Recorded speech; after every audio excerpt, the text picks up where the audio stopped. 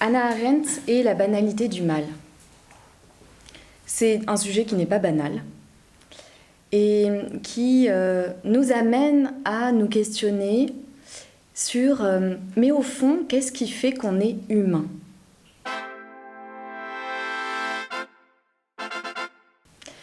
Qu'est-ce qui fait qu'on va être homme plutôt qu'inhumain ?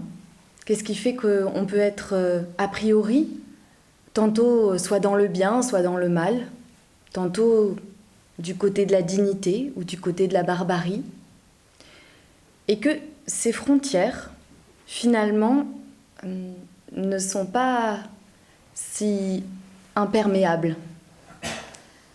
Elles semblent poreuses. L'histoire nous l'a montré. Et ce sujet, il résonne aussi particulièrement puisque nous sommes au mois d'avril 2024 et nous commémorons les 30 ans du génocide du Rwanda. Il y a beaucoup de commémorations en ce moment, peut-être vous les avez vues dans l'actualité. Donc, je me suis posé la question de est-ce que finalement l'homme est un loup pour l'homme, comme dirait Hobbes, et qu'on est condamné à répéter l'histoire, puisque le XXe siècle a été marqué par des barbaries et des massacres de masse. Et au regard de l'actualité, bien évidemment, sommes-nous encore en train de répéter l'histoire ? Est-ce que l'homme pourrait en apprendre quelque chose ? Ou est-ce qu'on est condamné ? Et Hannah Arendt, c'est une femme incroyable puisqu'elle a elle-même vécu cette barbarie, elle a elle-même vécu cette injustice, ce règne du mal, mais Platon préférait parler de l'injuste à la place du mal. Et pourtant, alors même qu'elle l'a vécu dans sa chair et dans son histoire, elle a pu prendre de la hauteur et développer une pensée pour nous aider, justement, à comprendre que non, ce mal, cette barbarie n'arrive pas par hasard, c'est pas un accident de l'histoire, un faux pas de l'humanité. Il faudrait juste qu'elle re-rentre dans le droit chemin et puis tout va bien et on effacerait peu à peu avec le temps la douleur de cette expérience. Hannah Arendt, donc son parcours, je ne vais pas tout développer parce qu'il y aurait beaucoup à dire, donc j'ai fait un choix. Elle est née en Allemagne en 1906, dans une famille plutôt progressiste, ouverte, et elle a fait des études de philosophie. Comme beaucoup nous l'avons en tête, elle a été une disciple d'Heidegger, une élève d'Heidegger, et aussi son amante quand elle était étudiante. Et en 1926, elle a présenté une thèse de philosophie sur le concept de l'amour selon saint Augustin.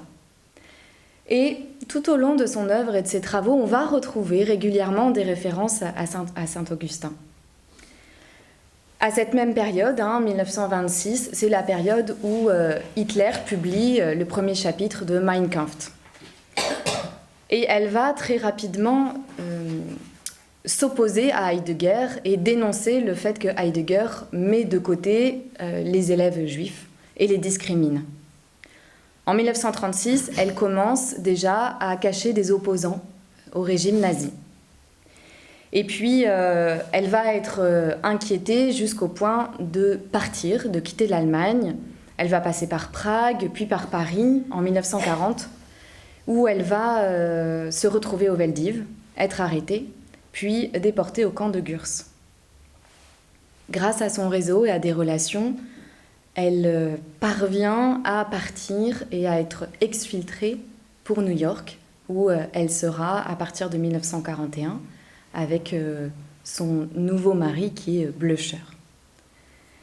En 1946, après la guerre, elle s'engage pour le renouveau de la culture juive, pour restaurer cette culture et cette tradition. Et elle va publier, en 1959, tout le fruit de ses articles et de ses réflexions pendant la guerre, sous un livre qui s'appelle « Les origines du totalitarisme ». En 1961, s'ouvre à Jérusalem le procès d'Eichmann, donc le grand administrateur de la déportation des Juifs. Et elle est embauchée par le New Yorker pour pouvoir couvrir cet événement.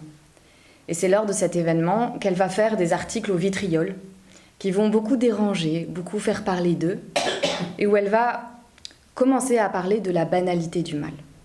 Et on va revenir là-dessus tout à l'heure. C'est une femme de courage, puisqu'en fait, sur son siècle, elle a pensé le totalitarisme pas seulement par rapport au nazisme, mais aussi par rapport au stalinisme. Et pour elle, le fonctionnement et la dérive totalitaire étaient dans les deux camps. Et elle nous livre une analyse vraiment très forte. Et ça a beaucoup dérangé en France, ailleurs. Donc elle a eu du mal à se faire sa place en tant que philosophe, intellectuelle, d'être reconnue. Notamment en France, puisque l'intelligentsia à cette époque, dans les années 50, 60, 70, etc., était de gauche. Donc elle a fait face à de nombreuses résistances et elle a toujours refusé d'être enfermée dans des catégories. Elle disait en anglais « I don't fit », je ne cadre pas. C'est-à-dire, on ne peut pas me mettre dans une forme ou dans une norme. Elle refusait de se définir comme philosophe, alors on en parle comme philosophe, mais elle refusait de se définir comme philosophe puisque la philosophie moderne, pour elle, était totalement intellectuelle. Et elle s'opposait à ça puisqu'elle voulait relier la pensée et l'action. Et on en parlera tout à l'heure, l'action comme acte politique. Donc Hannah Arendt, c'est une femme qui se situe à la croisée à la fois de la liberté, puisque ses textes et ses travaux nous parlent fondamentalement de la liberté, et en même temps de la part qu'on ne choisit pas dans l'existence. Et elle ne rejetait pas cette part qu'on ne choisit pas, mais elle a cherché à définir la condition humaine comme nous sommes à la croisée des deux, à la croisée de la liberté, d'un pouvoir d'action, d'un pouvoir de pensée, et en même temps, nous sommes soumis à des choses qui ne dépendent pas de nous. En même temps, il y a des choses de l'existence qui sont des contraintes, qui sont là, qui sont des faits, qui sont une donne, comme elle dit. Et comment est-ce qu'on navigue avec ça ? Ça a été tout son questionnement et toute sa quête, de pouvoir être libre sans être dans un carcan et trouver comment agir et l'impact dans la société et l'impact politique. Elle aura toute une réflexion sur la condition de l'homme moderne, qui est le titre d'un de ses ouvrages, et on le verra après, elle va aussi beaucoup s'intéresser à l'éducation. Il faut se rappeler que dans les années 60, elle voit toutes les premières expériences de donner la vie dans les éprouvettes, tous les travaux de laboratoire, etc. Donc elle a toute une réflexion sur la finitude et sur mais qu'est-ce qui fait qu'on est homme vraiment ? Alors, je vous propose qu'on rentre dans la banalité du mal pour comprendre cette idée qui est pas si évidente. Et ensuite, on va partager ensemble sur qu'est-ce que ça implique pour chacun de nous, cette idée-là de la banalité du mal. Donc en 1961, elle se rend à Jérusalem pour le journal Le New Yorker et elle va balancer cette espèce de bombe qui est la banalité du mal. Est-ce que donc le mal serait banal, serait le lot commun ? Non. Ce qu'elle dit, c'est qu'elle ne cherche pas à banaliser le mal. Le mal n'est pas banal, il n'est pas la norme, il n'est pas naturel, il n'est pas une évidence. Elle cherche à poser une réalité nouvelle à laquelle la vision de l'homme de l'époque, du politique et de la morale ne nous avait pas du tout préparés.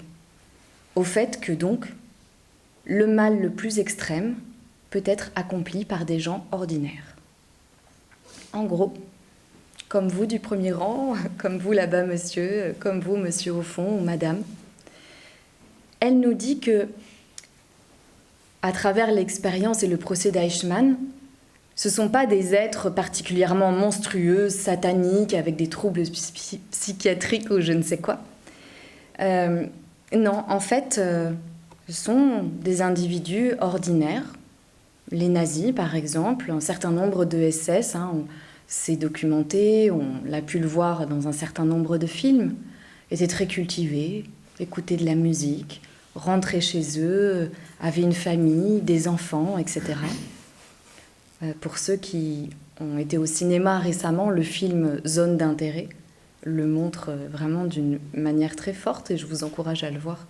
Pas seulement parce qu'il a eu un Oscar, mais parce qu'il montre vraiment comment dans le quotidien, cette barbarie est devenue normale. Tout est aseptisé et l'autre est devenu une chose. Et comme l'autre n'est plus considéré comme humain, eh bien, tout est possible.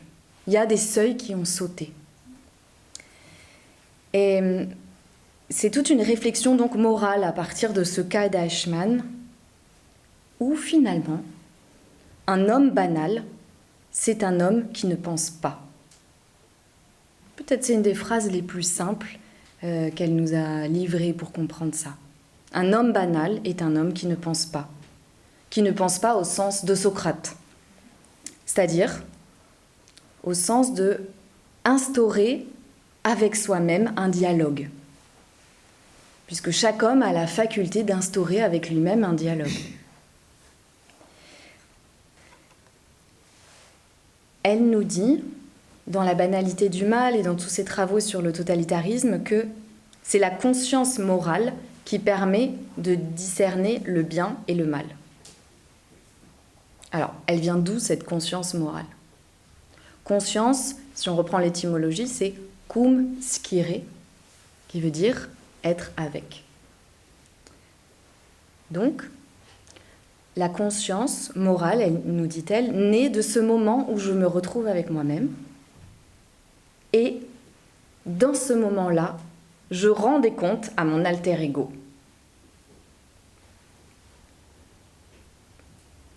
Ça suppose quoi ? Ça suppose qu'on est deux à l'intérieur de nous. C'est-à-dire qu'il peut y avoir quelqu'un qui parle à quelqu'un d'autre à l'intérieur de nous. Et c'est pas de la schizophrénie, on est d'accord. C'était le fameux daimon de Socrate. C'est la voix qui me parle, la voix de la conscience. C'est Pinocchio et Jiminy Cricket. Donc,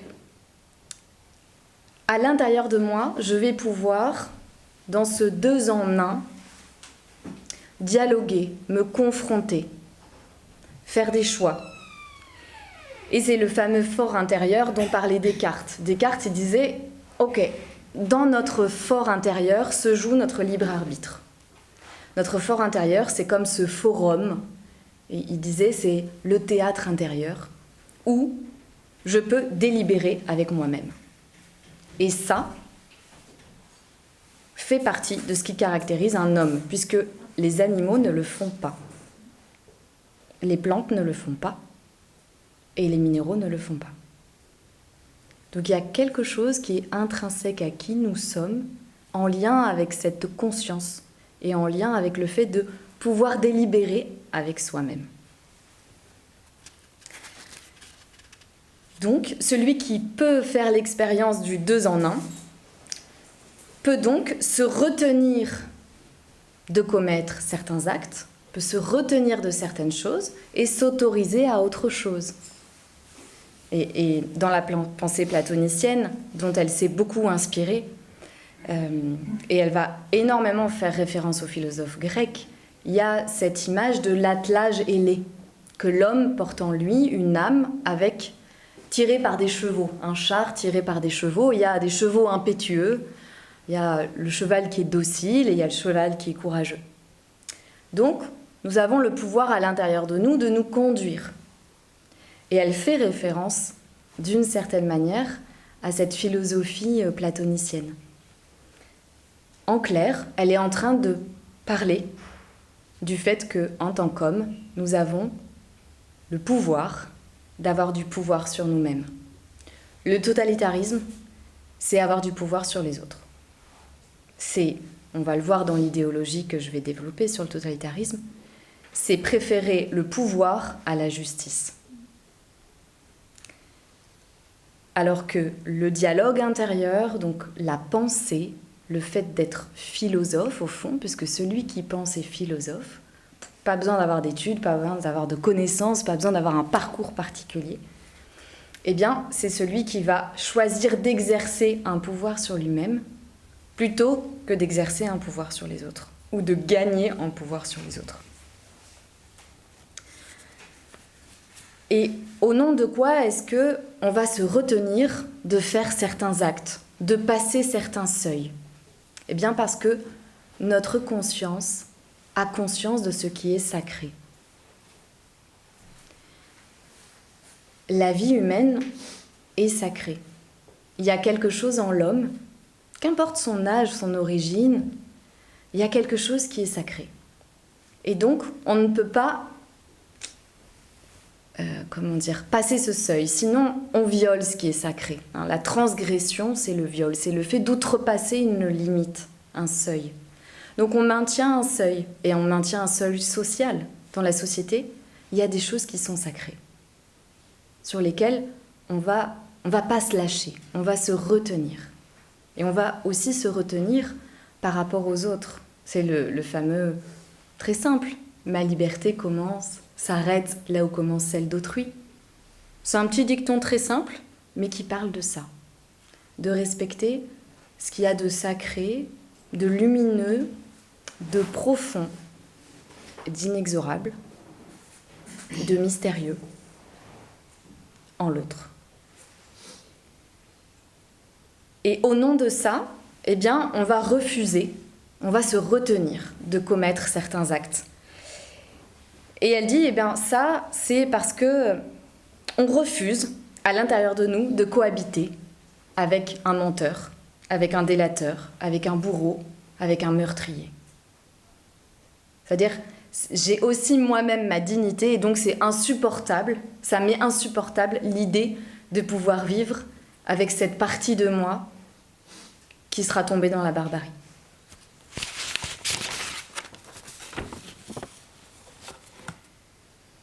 Et tout ça, on le voit, ça touche l'autre. Et quand ça touche l'autre, ça touche la relation sociale. Et en philosophie, on appelle ça la politique. Dès qu'il y a le lien avec l'autre, avec les autres, et la question de comment est-ce qu'on fait société ensemble, eh bien, c'est polis, cité pour les Grecs.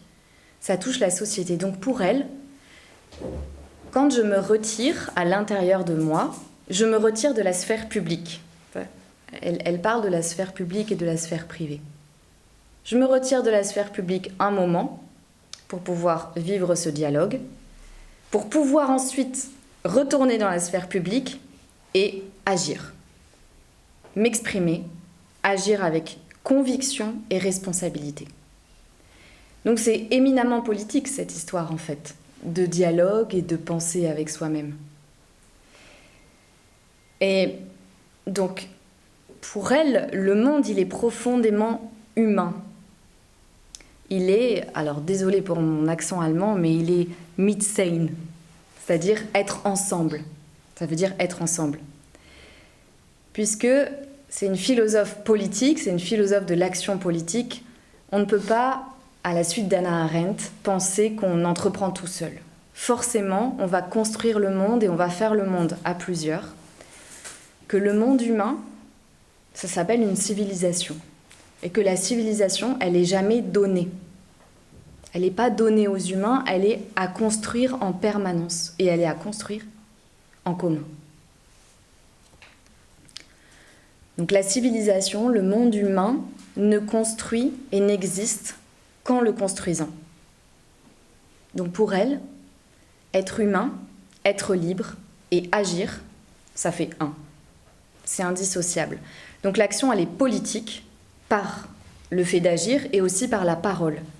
Pour elle, ce sont des moyens d'affirmer notre liberté, notre singularité en tant qu'individu, et en même temps de recréer, comme elle dit, un espace qui nous lie et de refaire communauté. Et ça, c'était fort pour elle de proposer ça, dans un temps où il n'y avait plus aucune confiance dans l'appartenance à une communauté, où on se disait mais comment est-ce qu'on peut se reconstruire, comment est-ce qu'on peut refaire société? Le Rwanda a été face à cette même question, c'est-à-dire comment est-ce qu'on reconstruit un pays quand des voisins, des proches du même village se sont entretués. Donc c'est vraiment très fort ce lien individu-collectif, action, pensée, parole. Mais tout ça n'est pas arrivé par hasard. Et j'ai choisi de manière synthétique, mais c'était incontournable qu'on puisse parler du terreau du totalitarisme. Puisque Hannah Arendt, une de ses grandes transmissions, c'est qu'il y a un terreau, il y a une terre, des conditions, un cadre qui a fait que le totalitarisme a pu prendre, a pu germer et pu se développer. C'est pas exhaustif, mais j'ai choisi ce qui me paraissait le plus important pour qu'on puisse partager ce soir. Le premier point, c'est dans l'idéologie totalitaire, il y a un idéal. Mais c'est un idéal dévoyé. Qu'est-ce que c'est un idéal? Un idéal, c'est une idée haute, une idée qui nous transcende. Par exemple, peut-être on est porté par l'idéal de justice, de pouvoir faire le juste et on est révolté dès qu'il y a des injustices ou des souffrances. On peut être, on le voit chez les artistes, porté par l'idéal du beau, de faire le beau, de construire quelque chose qui élève l'âme, d'écrire un concerto qui va nous transporter et tout d'un coup, le temps devient hors du temps. C'est l'idéal du beau. Il y a l'idéal du bien, l'idéal du bon et l'idéal du vrai.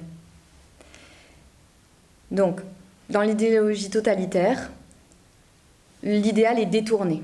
C'est-à-dire qu'il n'est plus vers sa partie lumineuse, il est dans sa partie ombre. L'idéal dévoyé du stalinisme, qu'est-ce que c'est? C'est l'égalité. Idéal d'égalité, dévoyé totalement, et à la fin, ça aura fait des millions de morts et des goulags. L'idéal du nazisme, c'est quoi? C'est l'idéal du dépassement, qui devient le surhomme, qui devient la race, qui devient la pureté de la race, et tout ce qu'on connaît ensuite.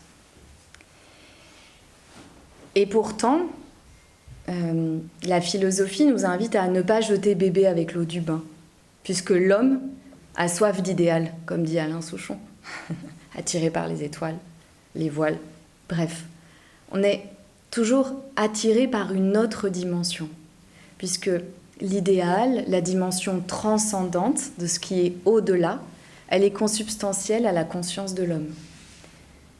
Puisque les hommes, depuis la nuit des temps, ont cherché à transcrire une autre réalité, que ce soit dans les grottes, que ce soit dans l'alignement des monuments tels qu'ils ont été construits.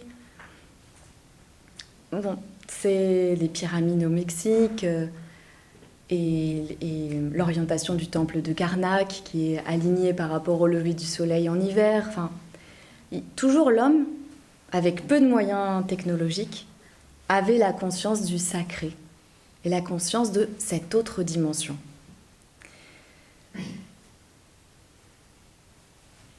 Donc, idéal dévoyé. La deuxième chose, c'est le détournement de l'idée de l'universalisme, puisque les totalitarismes éradiquent la pluralité. C'est-à-dire, il y a la voix du parti, ou il y a la voix dominante, il y a la majorité. Mais la pluralité, l'opposition, la contradiction ne peut plus exister. Donc, à cette époque-là, les totalitarismes ont éradiqué la pluralité. Pour garder l'unité, il n'y a qu'un.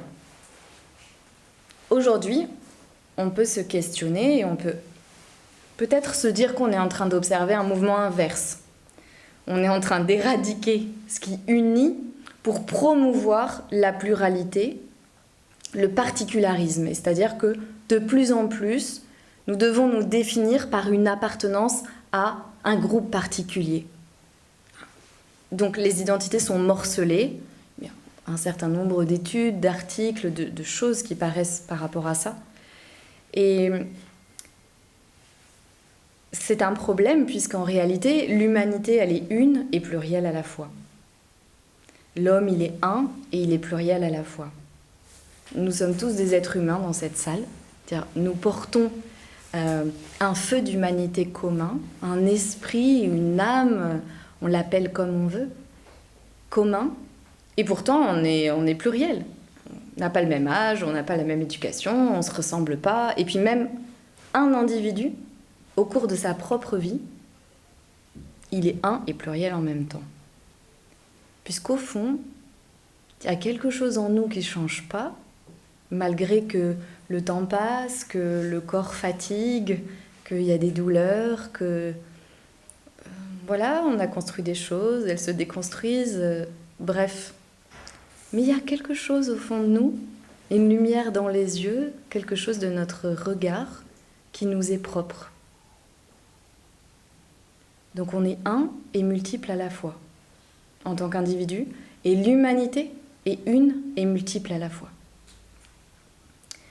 Et ce qu'on a besoin aujourd'hui, il me semble, c'est de pouvoir tenir les deux ensemble, d'assumer l'unité et la pluralité, de ne rejeter ni l'un ni l'autre. Le troisième élément, donc ça c'était sur le détournement de l'universalisme. Le troisième élément, c'est l'emprise pour empêcher l'émergence de l'individu. Donc, l'homme, Hannah Arendt utilise le mot d'atomiser. Les hommes vivent les uns à côté des autres, mais ils sont atomisés, ils ne sont plus reliés. Et on empêche toute tentative d'individuation, c'est-à-dire de pouvoir nous définir par nous-mêmes, avec nos propres convictions, parce qu'on a pensé. Il n'y a plus de pensée, donc sans pensée, il n'y a plus la possibilité d'extraire quelque chose de soi, de passer par le tamis de sa conscience, ce qu'on entend, ce qu'on voit, ce qu'on lit, ce qu'on vit. Et alors là, comment on fait pour s'individuer ? C'est difficile. Et un autre élément qui est la raison tourne à vide. Elle dit, et donc là, elle s'appuie, on va dire, sur le côté stalinisme, où elle dit, bon, la raison qui fonctionne à vide, dans la mesure où la purge bolchevique réussit à faire que ses victimes avouent des crimes qu'elles n'ont jamais commis. Elle compte au premier chef sur cette crainte et elle argumente. Il y a une argumentation, mais il y a une logique illogique, qui est, nous sommes tous d'accord sur la prémisse que l'histoire est une lutte des classes et sur le rôle des partis dans la conduite de celle-ci. Ok, bon, c'est validé, d'accord. Donc, vous savez qu'historiquement parlant, le parti a toujours raison. Ça paraît logique, mais en fait, ça ne l'est pas. Et il n'y a plus de capacité à exercer de la raison et à assumer d'être contre, parce que si je me mets en désaccord, tout d'un coup, je suis en désaccord avec tout ce qui est ambiant et que j'avais validé moi-même. Donc je deviens en désaccord avec moi-même et en fait, plus rien n'a de sens. Donc c'est un processus vraiment pernicieux de l'absence de raison et de détourner la logique.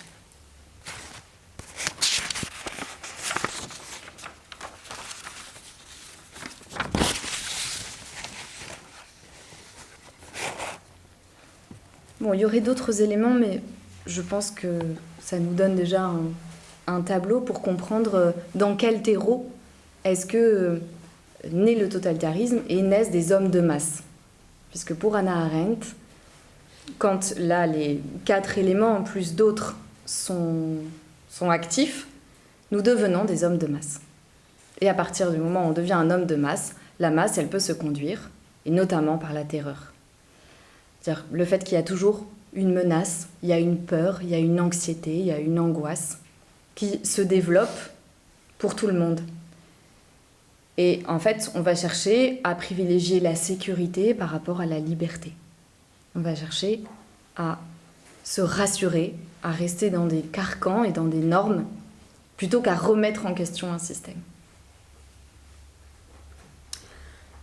Et alors, donc, elle nous dit, ok, le plus grand pouvoir de l'homme face à ça, face à la barbarie, c'est de continuer à s'individuer et donc de pouvoir penser. Et une contemporaine d'Hannah Arendt, mais qui a vécu beaucoup moins longtemps, la philosophe Simone Weil, avec un W, pas la femme politique, qui est morte en 1943, elle dit « Rien ne peut empêcher l'homme de se sentir né pour la liberté. Jamais, quoi qu'il advienne, il ne peut accepter la servitude, car il pense. » Et elle rejoint Hannah Arendt par rapport à ça, en disant « Notre plus grand rempart, c'est donc la pensée, c'est donc ce dialogue. » Alors, qu'est-ce que penser ? J'ai choisi de parler de la pensée à travers ces mots. On n'a pas forcément tous l'occasion de lire Hannah Arendt dans le texte. Si certains s'y sont essayés, peut-être parmi vous, c'est un peu abrupt, c'est un peu costaud. Elle a écrit en anglais, et c'est pas sa langue native. Mais, un certain nombre de ses ouvrages récupèrent des articles qu'elle a écrits, donc ils n'étaient pas forcément faits pour être des livres à la base. Donc parfois, c'est pas facile de lire Hannah Arendt. Mais alors, qu'est-ce que penser ? Elle dit, en citant saint Augustin, elle dit que penser, c'est le prix que nous payons pour être libres. Et réellement libre à un point terrifiant. La question que nous pouvons nous poser est celle-ci. Est-ce que j'aime être vivant et être un individu autant que j'aime payer ce prix ? Je doute fort que nous puissions échapper à cette question. Je ne le crois pas en réalité. Je pense que la crise est réellement très profonde. Mais penser est une façon d'affronter ça. Non parce que penser nous en débarrasse, mais parce que cela nous prépare sans cesse à ce que nous devons rencontrer dans notre vie quotidienne. Je crois donc que cette pensée, sur laquelle j'ai écrit, et j'écris encore à présent, la pensée au sens socratique est une fonction maïeutique, une mise au monde. J'entends par là que vous sortez toutes vos opinions, tous vos préjugés, tout ce que vous avez dans le corps, et vous savez que jamais, dans aucun de ces dialogues, Socrate n'a découvert aucun enfant de sa maïeutique qui n'était pas vide. C'est vrai que vous le resterez après avoir pensé. En gros, elle nous dit, on n'aura pas de certitude, pas tout de suite en tout cas. Et c'était aussi ce que j'entendais en disant qu'il n'y a pas de pensée dangereuse. Penser en soi est déjà assez dangereux comme ça.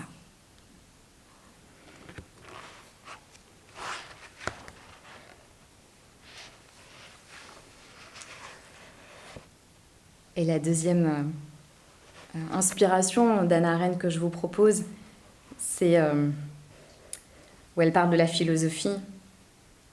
Et elle dit « Si philosopher signifie s'engager, comme l'a dit Platon, dans un dialogue silencieux avec soi-même, il s'ensuit que la philosophie est bien, comme l'a dit Hegel, une affaire essentiellement solitaire. »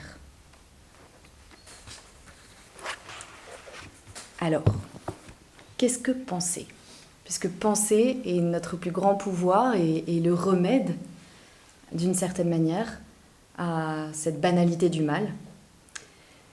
Eh bien, je vous propose, résumé schématiquement, mais qu'on puisse faire le chemin ensemble en 3 pas de qu'est-ce que c'est penser ?